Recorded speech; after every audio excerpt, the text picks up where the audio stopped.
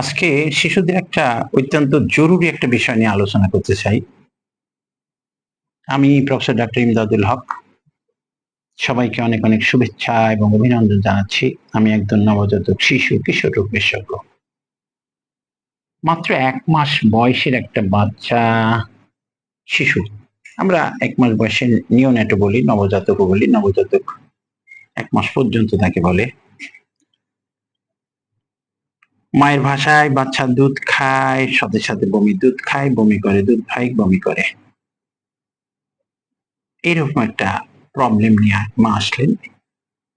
তাকে কি করা যায় এবং কি, কি কারণে বমি হতে পারে সেটা একটু আলোচনা করা যাক। হ্যাঁ, বাচ্চাটা খুব কান্নাকাটি করছে, পেটটা ফুলে গেছে, পেটে অনেক বাতাস জমে আছে মনে হচ্ছে। পায়খানাটা ছোট বাচ্চা ১ মাসের বাচ্চা যেমন পায়খানা করে একটু বেশি, বেশি পানি লালচে একটু ফেনা, ফেনা পায়খানা হচ্ছে তাতে। আর চিল্লাপাল্লা কান্না। মা খাওয়াচ্ছে বমি। তবে তার খাওয়াটা ফিডিং বোতলে, ফিডিং বোতলে। তার খাওয়াটা ফিডিং বোতলে। মায়ের দুধ সে খায় না বা কোনো কারণে তাকে ডিপ্রাইভ করা হয়েছে। এই হিস্ট্রিটা এত ভালো মতো নিতে পারি নাই। তো খায় বমি। দেখা যাচ্ছে সে খাওয়াচ্ছে, কারণটাই হলো ফোর্সফুল ফিডিং। Forceful feeding. অনেকগুলা একবারে খাওয়াচ্ছে। খাচ্ছে, তুলে ফেলছে, আবার সে খাচ্ছে চাচ্ছে, আবার দিচ্ছে।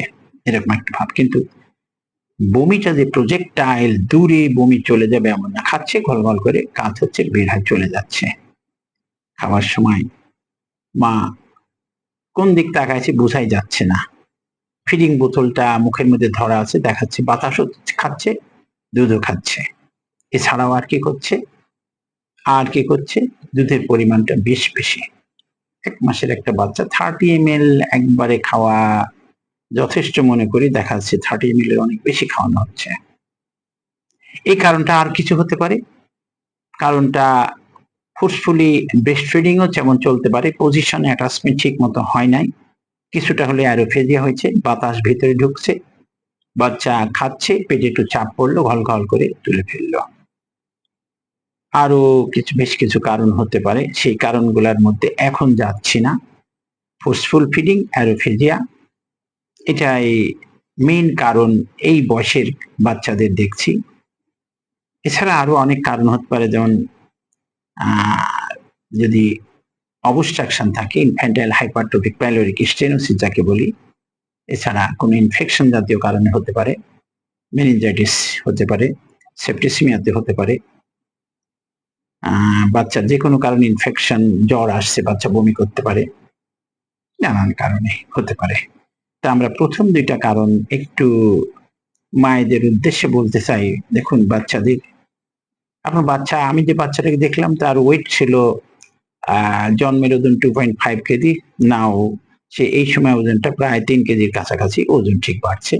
মাকে জিজ্ঞেস করলাম ইউরিনটা ঠিক মতো পাস করে কিনা। ২৪ ঘন্টায় ৬ বার না ৮ বার ১০ বার ১৫ বার প্রস্রাব হয় মা বলে। তাইলে আমরা একটা চিন্তা করতে পারি যে বাচ্চা খাচ্ছে ঠিক, প্রস্রাব করছে, ওজন বাড়ছে, তাহলে প্রবলেমটা কোথায়? প্রবলেম এক জায়গাতেই।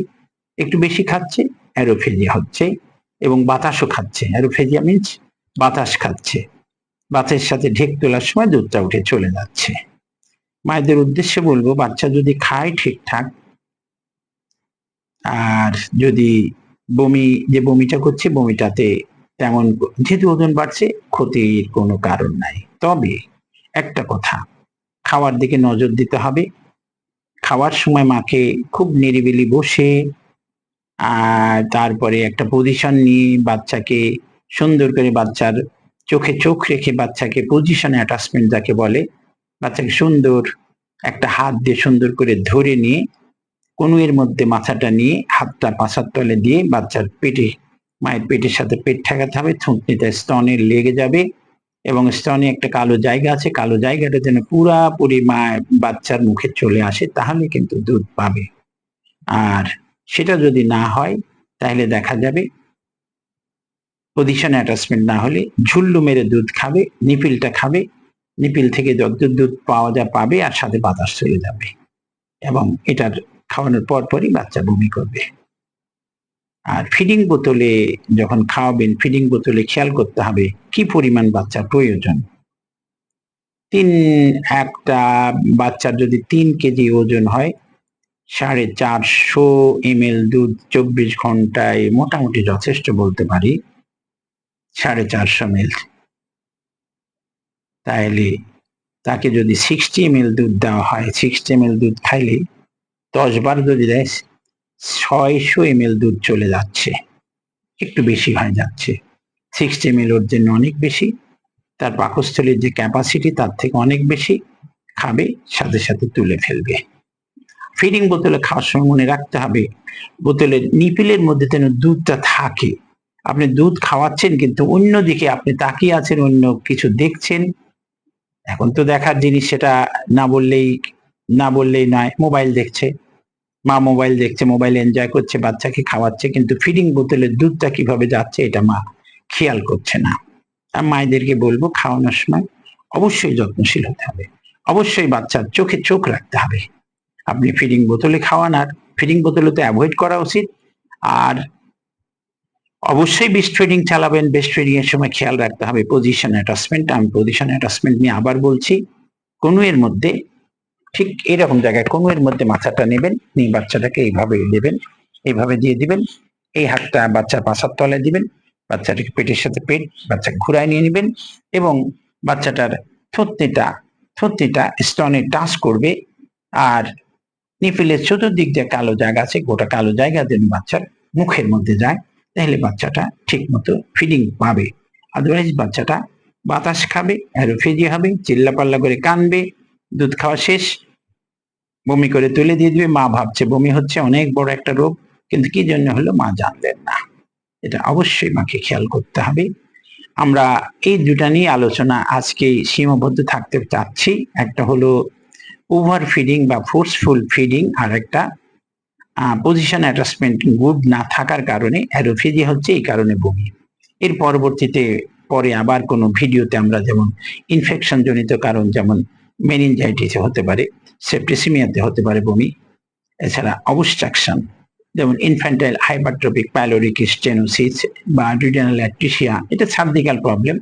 এই প্রবলেমগুলোতে বমি শুরু হয় এবং বাচ্চা একেবারে খুব খারাপ অবস্থার দিকে চলে যায়। বমি হতে হতে বাচ্চা ইমাসিয়েটেড, ডিহাইড্রেশন হয়, বাচ্চার প্রস্রাব ঠিক মতো হয় না, বাচ্চার পায়খানা হয় না, বাচ্চা আস্তে আস্তে শুকায় যায়। এটা নিয়ে পরবর্তীতে আমরা আবার কোন ভিডিও নিয়ে আসবো। আজকের পর্যন্ত এই পর্যন্ত শেষ করছি, পরবর্তী আবার কোনো ভিডিও নিয়ে আসবো। সে পর্যন্ত আপনারা ভালো থাকবেন, সুস্থ থাকবেন। আল্লাহ হাফেজ। আসসালামু আলাইকুম রহমতুল্লাহি ওয়া বারাকাতুহু।